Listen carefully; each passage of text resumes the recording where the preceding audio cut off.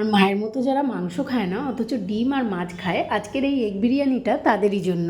তো ভীষণ টেস্টি হয়, চলো বানাই। প্রথমেই দেখো পেঁয়াজের বেরেস্তা ভেজে তুলে নিলাম, এরপর সেদ্ধ করা ডিমও একটু ভেজে নিয়ে তুলে নিচ্ছি। তারপর ওই তেলের মধ্যেই দিয়ে দিচ্ছি আলু আর আদা রসুন পেঁয়াজ টমেটো কাঁচা লঙ্কার একটা পেস্ট করে রেখেছিলাম, সেটা একটু কষিয়ে নিয়ে দিয়ে দিচ্ছি নুন হলুদ লঙ্কার গুঁড়ো জিরের গুঁড়ো ধনের গুঁড়ো। আবারও একটু কষিয়ে নিয়ে দিয়ে দিচ্ছি হাফ চামচ বিরিয়ানি মশলা আর একটু জল দিয়ে আলুটা সেদ্ধ করে নিচ্ছি। এরপর ওপর থেকে ধনেপাতা বেরেস্তা আর ডিমগুলো দিয়ে একটু নেড়েচেড়ে নামিয়ে সাইড করে নিচ্ছি। একটা বাটিতে দেখো কেওড়া জল আতর গোলাপ জল আর দুধ দিয়ে একটা মিশ্রণ বানিয়ে নিলাম, আর একটা বাটিতে একটু ঘি ব্রাশ করে নিলাম।